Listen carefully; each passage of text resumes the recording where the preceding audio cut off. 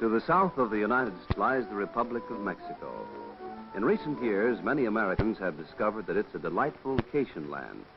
Their visits, however, are usually confined. The northwestern is a relatively unknown land to most Americans. Northern Mexico is an arid semi-desert region, which is a continuation of our southwestern by the long, narrow peninsula of California. Baja California means Lower California.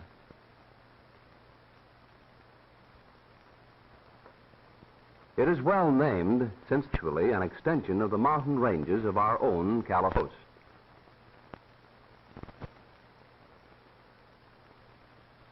It stretches for 750 miles south of the border as a rugged, barren desert country with little water or green grass. Most of the coastal towns have no roads at all. Their highway is the sea. The warm waters of the Pacific also provide excellent fishing grounds for tuna, swordfish, and yellowtail. The most important coastal town of Baja California is Ensenada, situated on Todos Santos Bay, approximately 60 miles south of the United States border.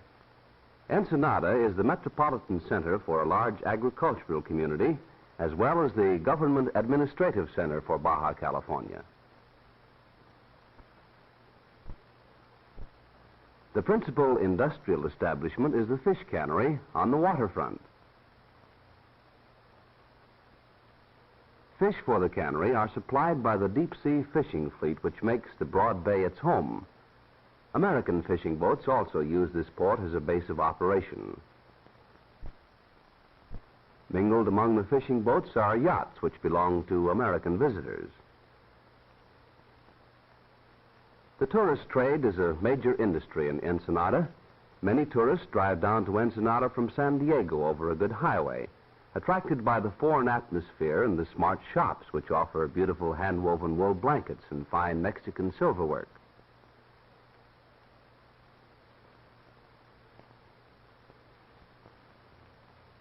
For those who wish to spend a weekend or a vacation here, Ensenada offers luxurious resort accommodations such as this palatial seaside hotel.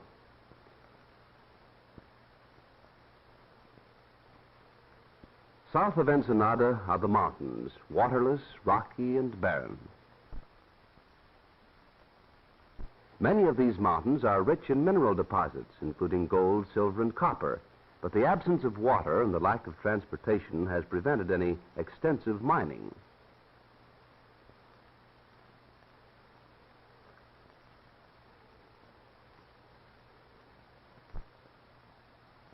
Nestled in among the rocky peaks are a few sheltered valleys, such as this one at Santa Tomas, where deep wells and irrigation bring out the wonderful fertility of the desert soil. Under the watchful eyes of men whose knowledge of grape growing has been handed down for generations, these vineyards produce magnificent purpose.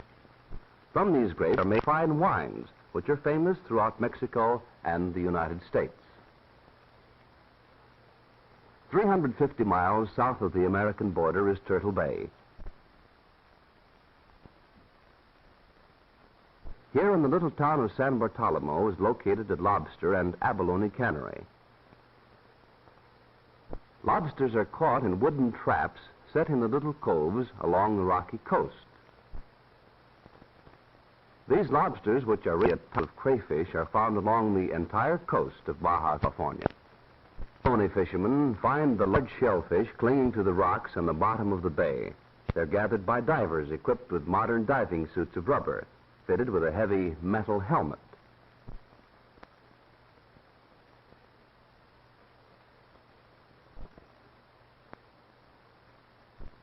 The water here is about 20 feet deep, but it's so clean that the diver can easily see to work.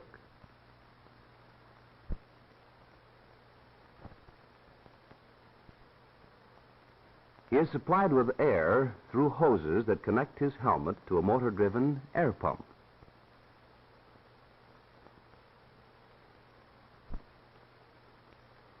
The diver puts the abalone into a net, which is pulled up by the men in the boat. Each abalone furnishes a large piece of rich white meat.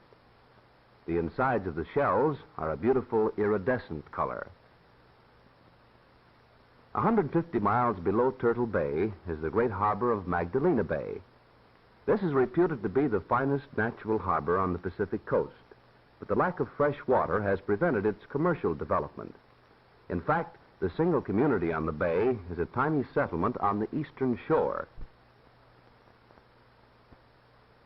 The only fresh water in the area is found on one of the offshore islands. The local water carrier brings it from the island to the village in a small sailboat. Since the island is 20 miles away, he's able to make only one trip each day. The water, which is not too clean and has a peculiar taste, is transported in casks and old oil drums and sold to the townspeople for approximately 1 peso per cask. The people of the village make their living principally by fishing.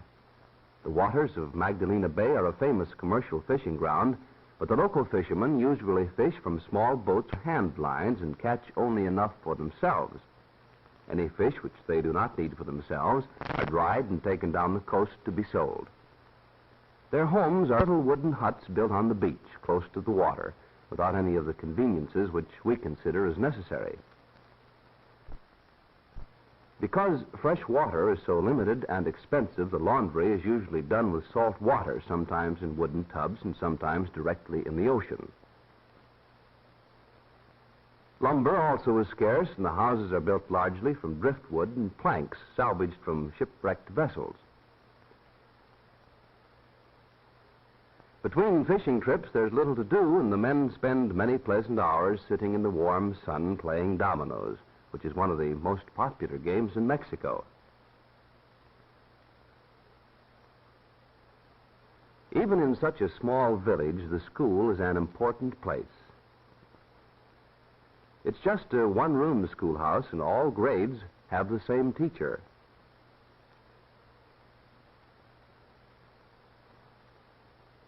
The teacher is a graduate of a special government school and has been trained to teach not only reading, writing, and arithmetic, but also health and hygiene, good citizenship, and group activities.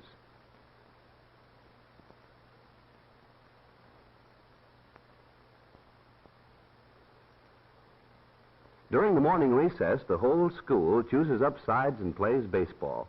Baseball is as much a national game in Mexico as it is in the United States. At the tip of Baja California is Cape San Lucas and the town of San Lucas. Here there is a little more rain, and the desert gives way to a country which supports a sparse vegetation of mesquite and hardy shrubs.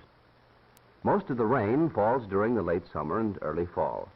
Because of the long, dry months between rains, the trees are small and scattered. There's a fish cannery at San Lucas, and most of the people are either fishermen or work in the cannery.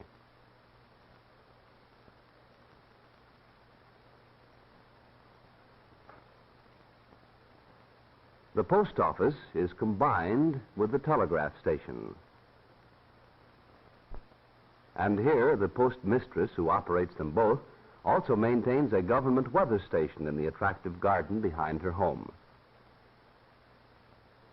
Cooking is done on wood-burning stoves, and the hunt for firewood is never-ending. This load will be sold in the market to those who do not have time to collect their own. One good customer for firewood is the village baker.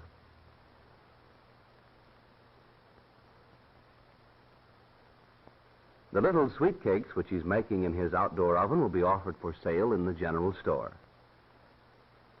Water for the town is obtained from shallow public wells located near the dry riverbed. While these wells supply water all the year round, during the dry season the water in them becomes very low, and there is sufficient for only the most important needs.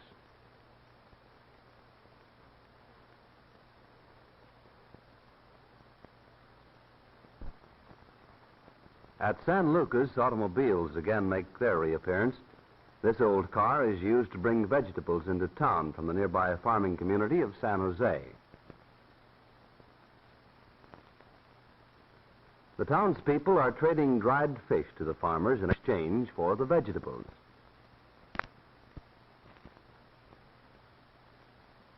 The sleepy little town marks the last of 700 miles of wild desert and empty beaches. For at Cape San Lucas, the peninsula of Baja California ends abruptly in tremendous cliffs, standing in majestic solitude, a fitting monument to a lonesome, forgotten land.